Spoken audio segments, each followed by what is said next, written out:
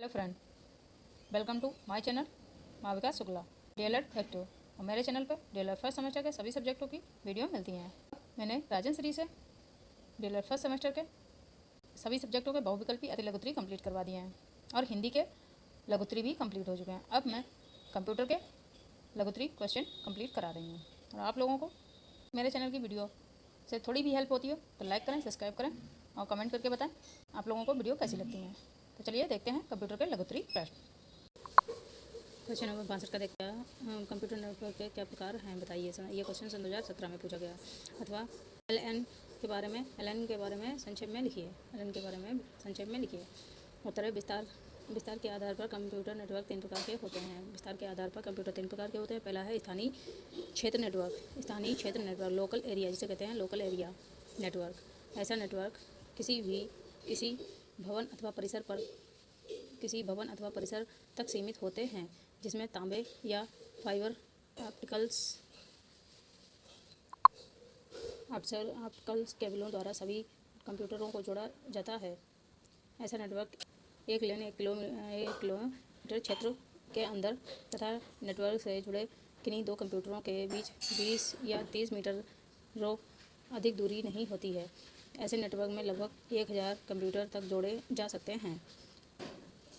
Local area network के अंतर्गत computer को जोड़ने हेतु 2 तकनीकों का प्रयोग किया जाता है। पहला है क्लाइंट सर्वर तकनीक, दूसरा है पेयर टू पेयर तकनीक। दूसरी हेडिंग है व्यापक क्षेत्र नेटवर्क। इस नेटवर्क का कार्यक्षेत्र व्यापक होता है जिसमें विभिन्न लोकल एरिया नेटवर्क आपस में संबंध होते हैं। ये नेटवर्क विशाल आकार के भूखंडारी क्षेत्र में फैला रहता है। सामान्यतः यह पारस्परिक दूरसंचार लाइनों पर आधारित होता है।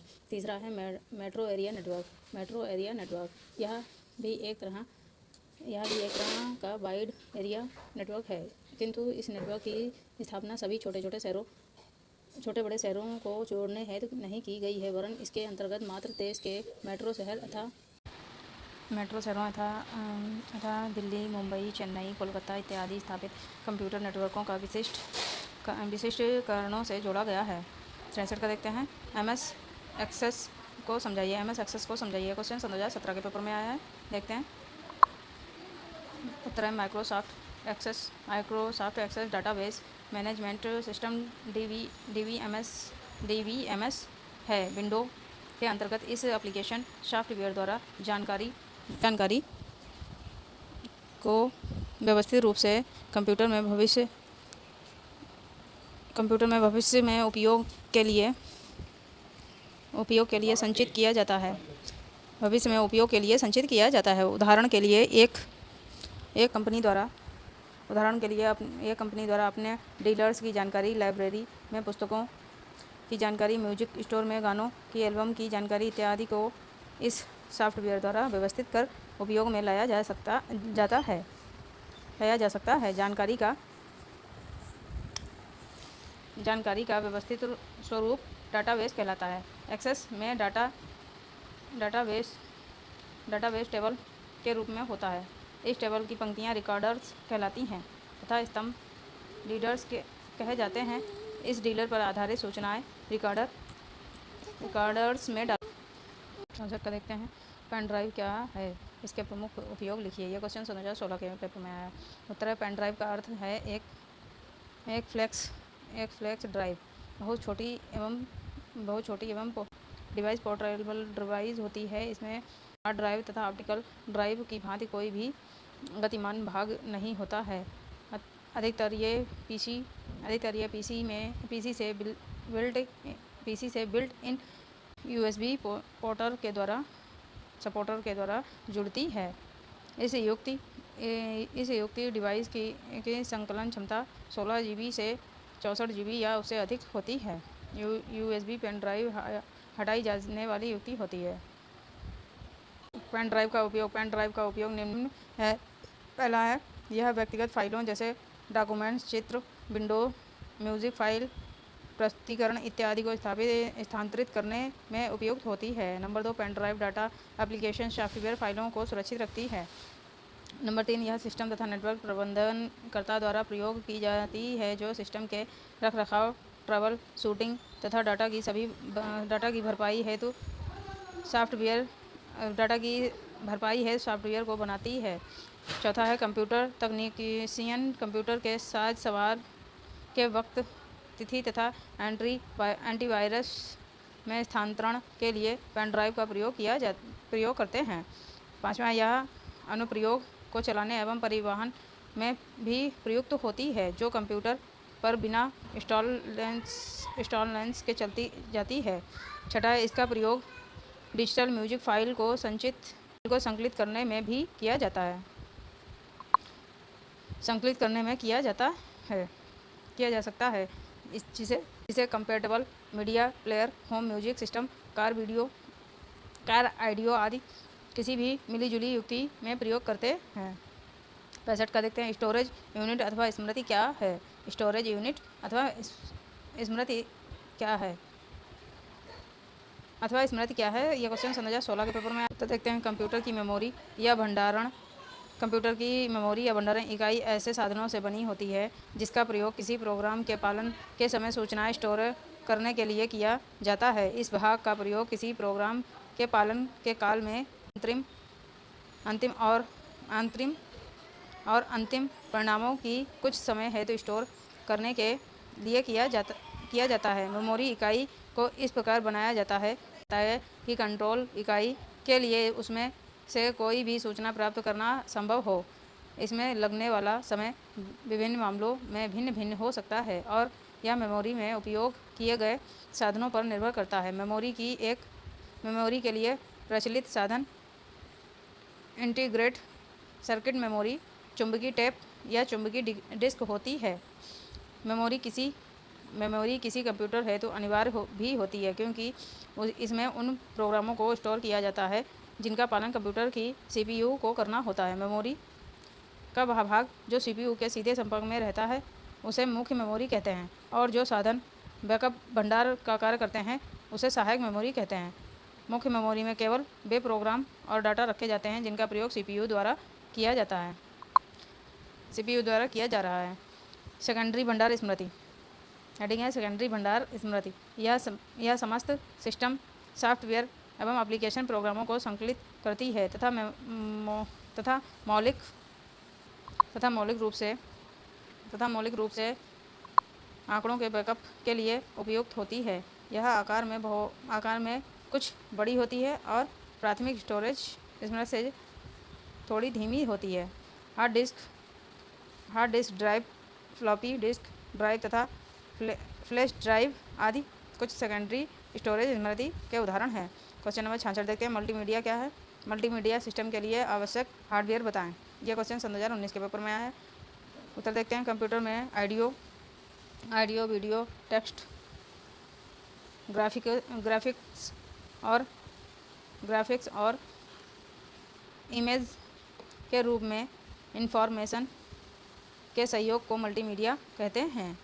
वास्तव में मल्टीमीडिया कंप्यूटर हार्डवेयर और सॉफ्टवेयर दोनों का सहयोग है। मल्टीमीडिया की प्रमुख विशेषता इंटरएक्टिविटी है, जो इसे मीडिया के स्वरूप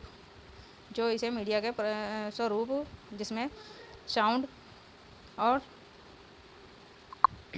साउंड, ग्राफिक्स और टेक्स्ट का प्रयोग होता था, इसे अलग करता है। उदाहरण स्वरूप न्यूज़ बुलेटिन या मल्टीमीडिया वर्जन आपको यह सुविधा प्रदान करता है कि आप जिस प्रकार का समाचार सुनना चाहते हैं उस पर माउस से क्लिक कर ब्रॉडकास्ट को रिक्वेस्ट कर सकते हैं और समाचार सुन सकते हैं। आज के परिप्रेक्ष्य में मल्टीमीडिया एक लोकप्रिय टेक्नोलॉजी बन चुकी है और इसका प्रयोग न केवल इंफॉर्मेशन टेक्नोलॉजी के क्षेत्र में हो रहा है, बल्कि advertisement, corporate sector, cinema, fashion design और शिक्षा के क्षेत्र में भी हो रहा है। मल्टीमीडिया टेक्नोलॉजी को और समन्वित उपयोगी बनाने के लिए साउंड, एनिमेशन और वीडियो के क्षेत्र में सतत करता शोध कार्य चल रहे हैं। सतत शोध कार्य चल रहे हैं।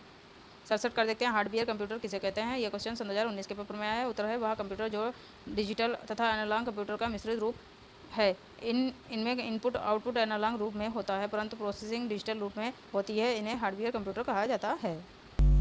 68 का देखते हैं, माउस क्या है। उत्तर देखते हैं, माउस एक इनपुट डिवाइस है। इसमें दो दाईं और बाईं बटन होते हैं। दो दाएं और बाएं बटन होते हैं। माउस के प्रयोग से कीबोर्ड की आवश्यकता बहुत कम होती है।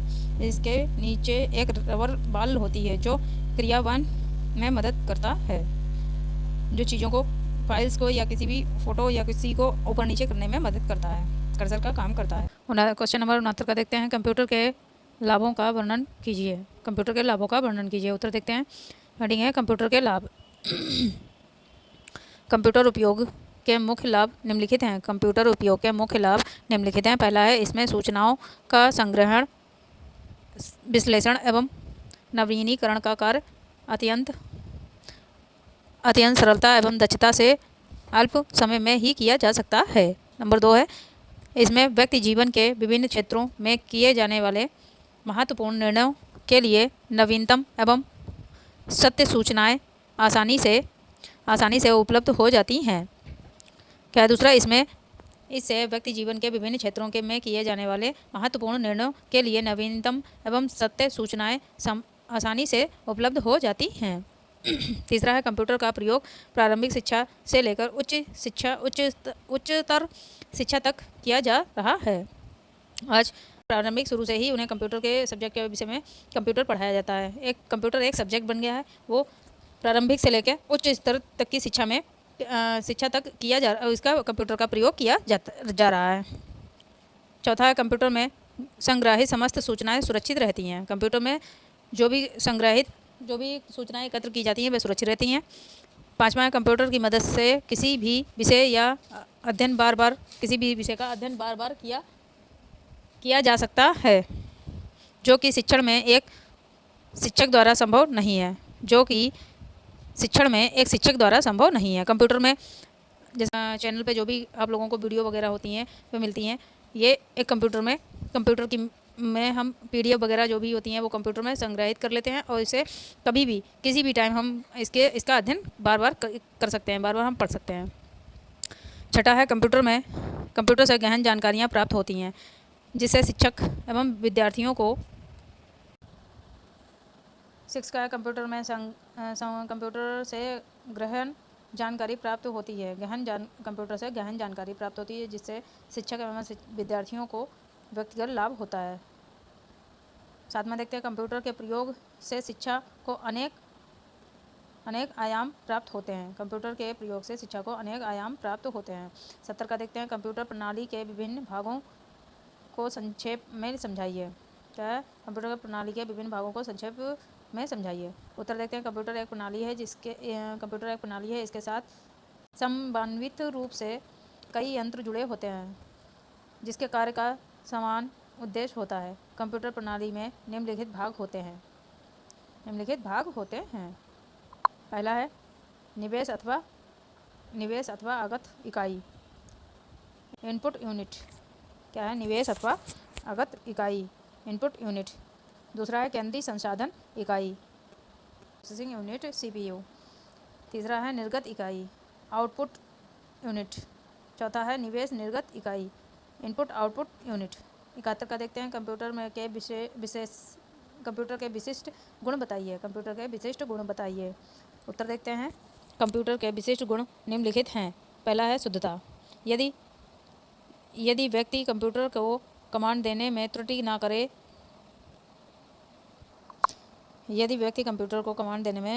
करे तो कंप्यूटर कभी त्रुटि नहीं करता। कंप्यूटर में त्रुटियां हो सकती हैं, किंतु उनका कारण कंप्यूटर स्वयं ना होकर उस पर कार्य करने वाला मानव अथवा कंप्यूटर के डिज़ाइन की सीमा हो सकती है। कंप्यूटर द्वारा त्रुटियों का कारण आंकड़ों में या दिए गए निर्देशों में त्रुटियां नहीं होंगी। कंप्यूटर कभी गलत गणना नहीं करता है। यदि कंप्यूटर पर कोई भी कार्य कर रहा है, यदि उसने कोई भी चीज़ अपनी टाइप की है या कुछ भी कोई भी कार्य किया है उसमें अगर उसने कोई त्रुटि की है तो कंप्यूटर से तभी कंप्यूटर में त्रुटि होती है, अन्यथा कंप्यूटर कभी भी त्रुटियाँ नहीं करता है, वो कंप्यूटर कभी गलत गणना नहीं करता है। दूसरा है स्वचालन ऑटोमेटिकल। प्रोग्राम के एक बार कंप्यूटर की मेमोरी में लोड हो जाने पर प्रोग्राम का केंद्रीय संसाधन इकाई द्वारा कार्यान्वित होता रहता है या कार्यक्रम प्रोग्राम के अंत तक चलता रहता है। तीसरा है विश्वसनीयता। कंप्यूटर द्वारा दिए गए कार्यों, गणनाओं तथा दी गई सूचनाओं में शुद्धता अति उच्च होती है, इसलिए इसमें विश्वसनीयता भी अधिक होती है। हम बिना झिझक के कंप्यूटर द्वारा प्रदत्त सूचनाओं पर विश्वास कर लेते हैं। चौथा है परिश्रमी। कंप्यूटर मानव की भांति अत्यधिक कार्य करते हैं। कंप्यूटर मानव की भांति अत्यधिक कार्य करने पर थकता नहीं है। विश्व की अनेक संस्थाओं में कंप्यूटर लगातार 24 घंटे कार्य करता है। मानव जाति के विकास के लिए कंप्यूटर निरंतर एक परिश्रमी गुलाम की तरह बिना किसी त्रुटि के कार्य करता रहता है। पांचवा है विभिन्नता। एक ही कंप्यूटर कई तरह के कार्यों को कर सकता है। किसी क्षण में कंप्यूटर किसी परीक्षा फल को तैयार करता है तथा दूसरे ही क्षण कंप्यूटर बिजली के बिलों को तैयार कर सकता है तथा इसके बीच में यह किसी सहायक क्लर्क के कार्य में सहायता कर सकता है। क्वेश्चन नंबर 72 का देखते हैं। कंप्यूटर का अर्थ बताइए। उत्तर है कंप्यूटर एक प्रोग्रामी यंत्र होता है जो प्रयोक्ता को इस योग्य बनाता है कि वह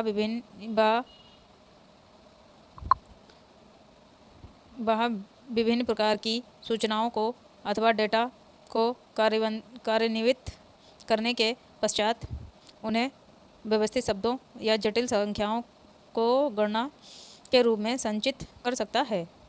इसमें आउटपुट सरलता से समझ में आने वाला स्वरूप में प्रस्तुत किया जाता है। कंप्यूटर शब्द यदि शाब्दिक विवेचन किया जाए तो कहा जा सकता है कि कंप्यूटर शब्द लैटिन भाषा के कंप्यूटर व अंग्रेजी भाषा के शब्द कम्यूट से बना है, जिसका अर्थ होता है गणना करना। अतः यह वह यंत्र है जो गणना करने के लिए काम में लाया जाता है। 73 का देखते हैं। कंप्यूटर के इतिहास पर प्रकाश डालिए। उत्तर है कंप्यूटर का इतिहास 2500 वर्ष से भी पूर्व का है। कंप्यूटर के आविष्कार के लिए इसकी आवश्यकता का अनुभव किया गया है। मनुष्य द्वारा एक तीव्र व सटीक गणना करने वाली युक्ति डिवाइस की निरंतर मांग व खोज ने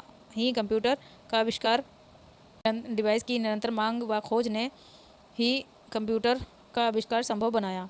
चार्ल्स बेबेज ने सन 1842 में एक शक्तिशाली मशीन की रूपरेखा तैयार की। एनालिटिकल इंजन रखा गया। यह यंत्र पूर्णतः स्वचालित बनाया गया। यह यंत्र गणित की आधारभूत क्रिया सफलतापूर्वक क्रियान्वित कर सकता था तथा इसकी गति 60 गणनाएं प्रति मिनट करती थी। 60 गणनाएं प्रति मिनट 16 गणनाएं प्रति मिनट करती थी। यह पंच काड़ों पर संग्रहित निर्देशों के समूह द्वारा निर्देशित होकर कार्य करता था तथा इसमें निर्देशों को संग्रहित करने की क्षमता थी। यह मशीन स्वचालित रूप से परिणाम भी छाप सकती थी। चार्ल्स बेबेज इस मशीन के रूपरेखा के अनुरूप एक वास्तविक मशीन का निर्माण नहीं कर सके, किंतु उनकी यह मशीन एनालिटिकल इंजन ही आधुनिक कंप्यूटर का आधार बनी। इसी कारण चार्ल्स बेबेज को कंप्यूटर का जनक, फादर ऑफ कंप्यूटर माना जाता है। 74 का देखते हैं। कंप्यूटर की पीढ़ियों का वर्णन कीजिए।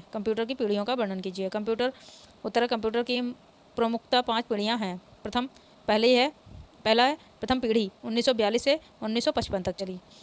द्वितीय पीढ़ी में 1955 से 1964 तक, 1955 से 1964 तक। तीसरी पीढ़ी है 1964 से 1975 तक, 1975 तक। चौथी पीढ़ी 1975 से 1990 तक। पांचवी पीढ़ी 1990 से वर्तमान तक अभी तक चलती है। आप लोगों के लिए ये क्वेश्चन वेरी इंपॉर्टेंट है, तो प्लीज़ आप ये पीढ़ियों का वाला क्वेश्चन जो है मोस्ट इंपॉर्टेंट है, इसे थोड़ा ध्यान देकर लर्न कीजिएगा। क्वेश्चन 75 देखते हैं। कंप्यूटर की उपयोगिता एवं अनुप्रयोग बताइए, अथवा कंप्यूटर की 2 उपयोगिताएं लिखिए। ये क्वेश्चन सन 2022 के पेपर में आया। उत्तर देखते हैं। हेडिंग है कंप्यूटर की उपयोगिताएं एवं अनुप्रयोग। जीवन के क्षेत्र में किसी न किसी रूप में कंप्यूटर का प्रयोग एवं अनुप्रयोग निम्नलिखित है। पहला है व्यवसायिक क्षेत्र में। व्यापार एवं व्यवसाय के क्षेत्र में आजकल कंप्यूटरों का प्रयोग किया जा रहा है। व्यवसायिक संस्थाओं में आंकड़ों से प्राप्त सूचनाओं के माध्यम से उचित नियंत्रण तथा उत्कृष्ट प्रबंधन हेतु सटीक निर्णय लेने में कंप्यूटर की सहायता प्राप्त की जाती है। दूसरा है बैंकिंग क्षेत्र में। कंप्यूटर का प्रयोग बैंक में लेन देन की गणना तथा भंडार के लिए होता है। कंप्यूटर द्वारा ही बैंकों में चेकों का भुगतान किया जाता है।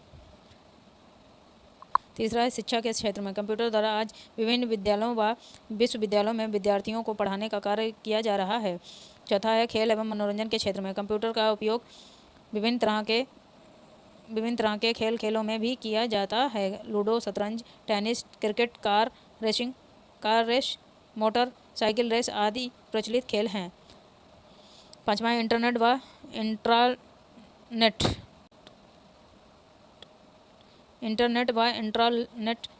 तथा इंट्रानेट भी कंप्यूटर तकनीकी की देन है। इसके द्वारा विभिन्न व्यापारी संस्थाएं देश विदेश में अपना व्यापार कर रही हैं, अपना उत्पादन बेच रही हैं।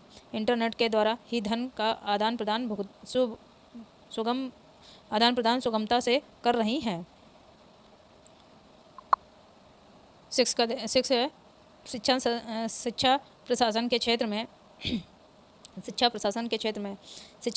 क्षेत्र में कंप्यूटर के विविध उपयोग हैं। कार्यों की सूची बनाना, उसके संबंध में विशिष्ट सूचनाएं रखना, अध्यापकों के संबंध में सूचनाएं रखना, परीक्षा परिणाम बनाना, उनकी व्याख्या करना, परीक्षण सुधार कार्यक्रमों का समीक्षा करना, प्रश्न पत्र निर्माण तथा उनका मुद्रण करना आदि कार्य कंप्यूटर द्वारा किए जाते हैं। 7वां देखते हैं। 7वां है मेडिकल विज्ञान में। स्वास्थ्य एवं चिकित्सा विज्ञान हेतु कंप्यूटर बहुत ही उपयोगी सिद्ध हो रहा है। कंप्यूटर का प्रयोग औषधि निर्माण के लिए उपचार तक का संपूर्ण क्रिया में हो रहा है, उपयोग हो रहा है। क्षेत्र का देखते हैं। ईमेल कितने भागों में मिलकर बना है? उत्तर है ईमेल, इसका पूरा नाम इलेक्ट्रॉनिक मेल है।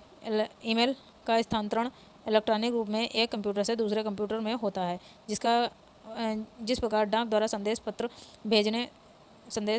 पत्र भेजने के लिए हमें उस व्यक्ति का पता ज्ञात होना चाहिए जहां संदेश भेजना है, ठीक उसी प्रकार ईमेल द्वारा संदेश भेजने हेतु हमें उस व्यक्ति का ईमेल पता एड्रेस ज्ञात होना चाहिए। ईमेल एड्रेस का प्रारूप निम्न प्रकार होता है। यूज़र नेम उदाहरण अभिषेक @rediff@email.com, Dilip enter in. User name internet पर अकाउंट का नाम कहलाता है। हॉट इंटरनेट प्रदाय मशीन का नाम होता है। सबडोमेन या संबंधित संगठित का प्रकार निर्धारित करता है। सबडोमेन या संबंधित संगठन का प्रकार निर्धारित करता है। देखते हैं जो कि कंप्यूटर का लास्ट क्वेश्चन है। कंप्यूटर के लघुत्तरी क्वेश्चन का लास्ट क्वेश्चन है। 77 कंप्यूटर में कंट्रोल की क्या कार्य है? कंट्रोल की का क्या कार्य है? उत्तर है कंट्रोल कीज। हेडिंग है कंट्रोल कीज। यह एक संयोजक की कॉम्बिनेशन की है। कंप्यूटर पर कुछ कार्यों का संपादन करने में कंट्रोल की का प्रयोग या तो अकेले या संयोजित रूप से किया जाता है। कंट्रोल विंडोज़ लोगो की एस्केप, ये सभी कंट्रोल कीज़ हैं। चलिए, आप लोगों को अगर ये कंप्यूटर की वीडियो अच्छी लगे तो लाइक करें, सब्सक्राइब करें मेरे चैनल को और कमेंट करके बताएं कैसी लगती हैं। मेरी कोशिश हमेशा यही रहती है कि आप लोगों की ज़्यादा से ज़्यादा मैं हेल्प कर सकूं। और इसके आगे जो भी अब सब्जेक्ट हैं उनकी PDF आप लोगों के लिए मैंने अपने टेलीग्राम चैनल पे अपलोड कर दी है। तो प्लीज़ आप लोग राजन सीरीज से जो की है, आप लोग जाकर उससे जल्दी से जल्दी कनेक्ट हो जाएँ, ताकि बिकॉज आप लोगों की हेल्प हो, उससे अत्यधिक हेल्प हो। मैं बस यही चाहती हूँ आप लोगों की हेल्प हो और किसी भी सब्जेक्ट में बैक ना लगे। लगभग मैंने उन सब्जेक्टों को की लघुत्री भी कंप्लीट करवाए हैं जिनमें ज़्यादातर बच्चों की बैक लगती है, अत्यधिक बच्चों की बैक लगती है। तो इसलिए आप लोग प्लीज़, आप लोगों के बैक ना लगे, इसलिए आप लोग मेरे टेलीग्राम चैनल पे जो PDF अपलोड हैं उन्हें जल्दी से जल्दी ले लें और अपनी अच्छे से तैयारी करें पेपरों की। 26 जून से आप लोगों के पेपर हैं, तो प्लीज़ आप लोग जल्दी से जल्दी मेरे टेलीग्राम चैनल पे जाकर अपनी PDF ले सकें सारे सब्जेक्टों की, बिल्कुल फ्री हैं। चलिए बाय, टेक केयर।